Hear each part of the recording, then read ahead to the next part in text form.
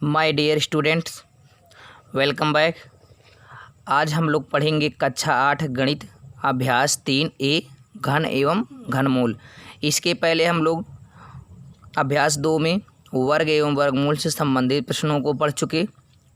अब आज हम लोग घन एवं घनमूल से संबंधित प्रश्नों को पढ़ेंगे। तो घन क्या होता है? जिस तरह आप वर्ग को किए उसी तरह घन को करेंगे।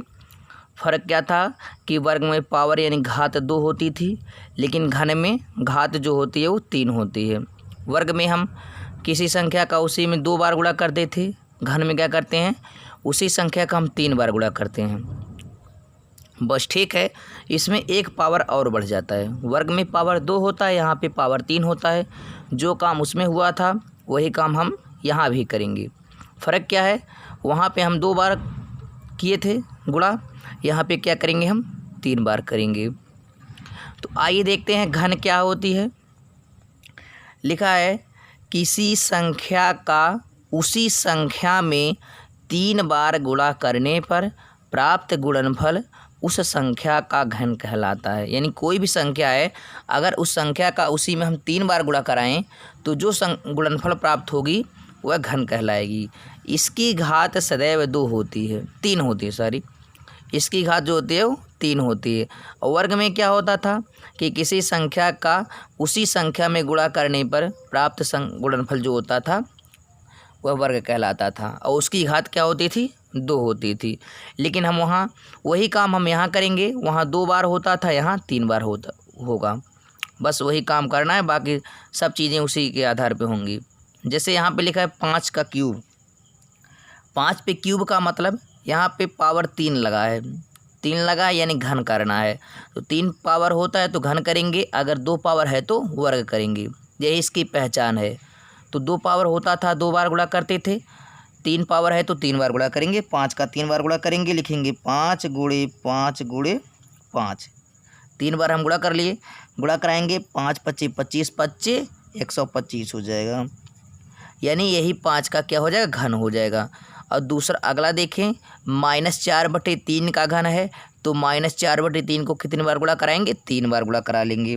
इस तरह लिख सकते हैं -4/3 गुणे -4/3 गुणे -4/3। अंश का अंश में गुणा करा लेंगे, हर का हर में गुणा करा लेंगे। हम बराबर लगाएं, 4 चौके 16, 16 चौके 64 हो जाएगा। अब हर का क्या हो जाएगा, 3 त्रिका 9 और 9 त्रिक हो जाएगा 27। अब आता है बात चिन्ह की। ऋण चिन्हों की संख्या कितनी है, 3 है। अगर ऋण चिन्हों की संख्या विषम हो तो यहाँ जो आंसर होगा वो ऋणात्मक होगा।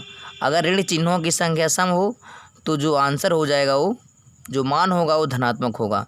यहाँ देख रहे हैं कितने ऋण हैं, 1 2 3, 3 माइनस हैं, 3 की संख्या विषम होती है, इसलिए विषम के लिए क्या करते हैं, माइनस लगा देते हैं। तो -64/27 ही आपका घन हो जाएगा, इसका आंसर हो जाएगा। यहाँ पे लिखा है a का क्यूब। a को हम 3 बार गुणा कराएंगे, तो इस तरह भी करेंगे, a गुणे a। तो 3 बार गुणा करेंगे तो कितनी बार आएगा, a पे पावर 3 आ जाएगा। यही आंसर होगा इसका। जो चर होते हैं उसके मान नहीं बदलते हैं, जो पावर लगा होता है वही उसका आंसर हो जाता है। अचर के ही मान बदलते रहते हैं। हम लोग दूसरा क्वेश्चन देखेंगे। लिखा है निम्नलिखित संख्याओं के घन ज्ञात कीजिए। जिस तरह से हम यहाँ बताए कि 5 का घन -4/3 का घन, a का घन, ठीक उसी प्रकार इसको भी करना है। जब किसी संख्या का घन करना हो तो उस पर हम 3 पावर लगा देते हैं, उसको हम 3 बार गुणा कर लेते हैं। तो जैसे यहाँ पे लिखा है 7 है, 12 17 19 21 100, तो हमें इन्हीं संख्याओं का घन ज्ञात करना है। तो क्या करेंगे, हम 1 2 संख्या ले रहे हैं। जैसे 7 का घन करना है तो जिसका घन करना होगा उस पर आप क्यूब लगा देंगे, 3 पावर लगा देंगे। 3 पावर लगाने से होता है कि उस संख्या का आप घन कर रहे हैं। 3 पावर लगाए तो आप उस संख्या का 3 बार गुणा कराएंगे इस तरह से, और जो आएगा उसको गुणा करा लेंगे। यहाँ देखें 7 7 49, 49 7 आपका हो जाएगा 343, यानी 7 का घन होगा 343। उसी तरह 12 वाला हम ले रहे हैं। यहाँ देखें आपको 12 का घन करना है तो 12 पे क्यूब लगा दें, 3 पावर लगा दें। तो 12 का 3 पावर लगाए हैं तो 3 बार गुणा करा लेंगे आप इस तरह। 12 बरहिया में 144, 144 का 12 में गुणा करेंगे तो 1728 आ जाएगा। यानी 12 का जो क्यूब होगा वो 1728। अगर ऋणात्मक कोई संख्या होती उसका आपको घन करना होता तो सब में ऋण लगता और ऋण की संख्या विषम आती तो माइनस हो जाता। अगर यही -12 होता तो -12 का क्यूब करते ही -12 गुणे -12 गुणे -12 तो 1728 आता, लेकिन आगे क्या हो जाता माइनस, क्योंकि माइनस की संख्या क्या आई विषम आती। तो इसी तरह से आप सभी संख्याओं का घन निकालेंगे, 3 पावर लगा के 3 बार गुणा करा लेंगे और जो संख्या आएगी वही उसका घन हो जाएगा। अगला है आपका -5/9 का घन है। इसमें से 4 ऑप्शन दिया गया, कौन सा ऑप्शन सही है इसको देखें। तो -5/9 का घन करेंगे तो इस तरह लिखेंगे -5/9 पे 3 पावर लगा दें, क्योंकि हमें घन करना है। घन करने के लिए हमें 3 बार गुणा कराएंगे। तो -5/9 का 3 बार गुणा करा लें, -5/9 गुणे -5/9 गुणा करा लेंगे। इसको भी मान कर दें कोष्टक में। अब अंश का अंश में गुणा करा लें, हर का हर में 5 × 25 25 25 125 हो जाएगा। और नीचे हो जाएगा आपका 9 है, 9 9 81 81 9 729 हो जाएगा आपका, 729 हो जाएगा। आपको चिन्ह लगाना है। अब देखिए ऋण की संख्या कितनी है, 1 2 3, ऋण की संख्या 3 है, 3 विषम होता है, विषम के लिए क्या होता है माइनस हो जाता है। -125/729 आपका आंसर हो जाएगा, यानी -5/9 का घन हो जाएगा। इसमें से कौन सा ऑप्शन दिखाई दे रहा है, इसमें से देख रहे हैं चौथा ऑप्शन इसके बराबर है, तो चौथा ऑप्शन जो आएगा वही आपका आंसर हो जाएगा। तो इस तरह से किसी भी संख्या का आप घन बड़े आसानी से निकाल लेंगे। उस पर 3 पावर लगा के उसका 3 बार गुणा करा लेंगे और जो गुणनफल प्राप्त होगा वही उस संख्या का घन कहलाएगा। और वर्ग में क्या करते थे, वर्ग में हम 2 बार गुणा कराते थे और जो संख्या आती थी वह वर्ग कहलाती थी। इसमें क्या होता है, घन में बस 1 पावर और बढ़ा देंगे और आपका घन बन जाएगा। तीसरा क्वेश्चन हम लोग देखेंगे। लिखा है निम्नांकित में से कौन सी संख्याएं पूर्ण घन हैं। तो इसके लिए क्या करेंगे, आप लोग घनमूल निकाल लेंगे या गुणनखंड कर लेंगे। अगर जिनमें सभी अंकों का जोड़ा बन जाएगा, 3 समूहों का जोड़ा, वो पूर्ण घन होगा। जिसमें सभी अंकों का पेयर नहीं बनेगा, त्रिक नहीं बनेगा, वो पूर्ण घन नहीं होगा। तो आइए देखते हैं 64 पहला है, इसको देख लें। आज इसका गुणनखंड हम लोग कर लेंगे। देख रहे हैं 2 3 6, 2 2 4, 2 1 2, 2 6 12, 2 8 16, 2 4 8, 2 2 4, 2 1 2। यहाँ हम देख रहे हैं ये 64 का जो गुणनखंड आया वो 2 कितनी बार आया है, 6 बार आया है। 4 5 6, 6 बार आया है। इसका हम त्रिक बनाएंगे 3 3 को लेकर। इसका बन गया तो हम कह सकते हैं इनमें सभी अंकों का त्रिक जो है वो बन जाएगा। अगर हम इसमें से एक संख्या इसमें ले लें, अगर हम मान लीजिए यहाँ पे हम ले लें, इसमें से एक ले लें और इसमें से एक ले लेंगे, तो 2 2 कितना हो जाएगा, 4 हो जाएगा। और 4 क्या 64 का क्या होता है, घन होता है। तो इस तरह से हम कह सकते हैं कि जो 64 है वो पूर्ण घन है। और यहाँ इस तरह भी लिख सकते हैं आप लोग, लिखिए समान अंकों का त्रिक जो है समान गुणनखंडों में, समान गुणनखंडों में 3 3 के समूह या आप कह सकते हैं त्रिक बनाने पर कोई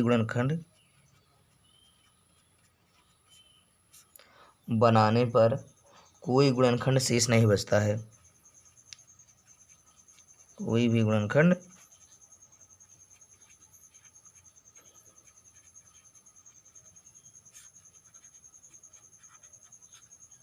शेष नहीं बचता है।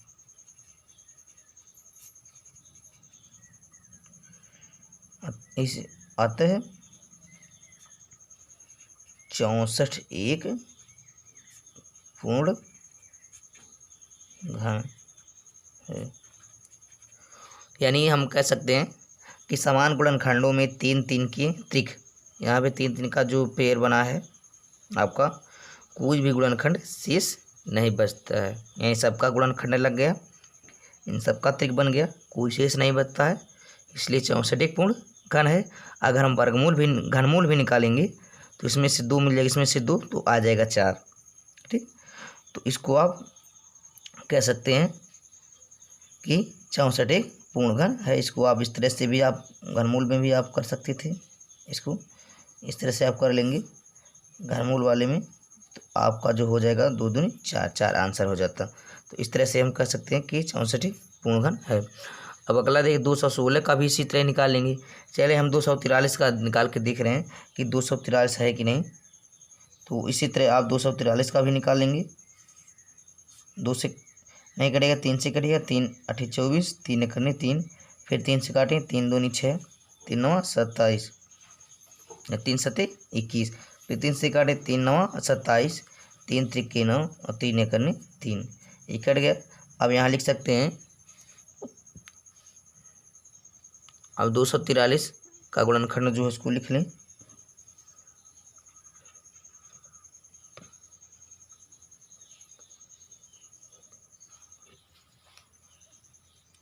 यहाँ आप लोग लिखेंगे 243 बराबर कितनी बार आया है, 3 जो है 5 बार आया है, 5 बार आया है। इसका जब हम त्रिक बनाएंगे, 3 3 का समूह बनाएंगे, तो देख रहे हैं यहाँ 1 3 की कमी आ जा रही है, यहाँ 1 3 बच जा रहा है, उसका पेयर नहीं बन रहा है। अगर यहाँ 3 1 और मिल जाता है यहाँ पे इस जगह पर, तो क्या हो जाता, इसका भी त्रिक बन जाता, तो यह भी पूर्ण घन हो जाता। तो इस जगह को आप देख सकते हैं, ये जगह आपका 3 खाली हो गया, अगर यहाँ 3 मिल जाता तो इसका भी पेयर बन जाता।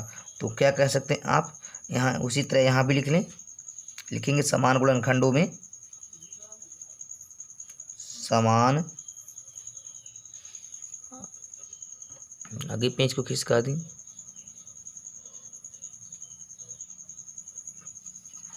लिखेंगे समान गुणनखंडों में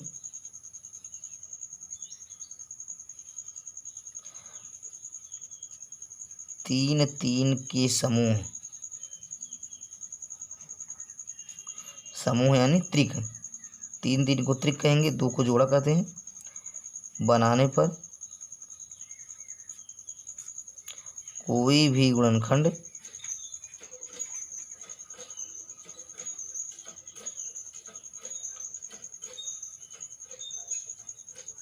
पर यहाँ पे 3 शेष बच जाता है, लिखे दें, इसको हटा दें, बनाने पर 3 जो है 3 शेष बच जाता है। यहाँ सबका गुणनखंड नहीं लगा, बनाने पर 3 शेष बच जाता है, आता है 243 एक पूर्ण घन संख्या नहीं है, घन नहीं है।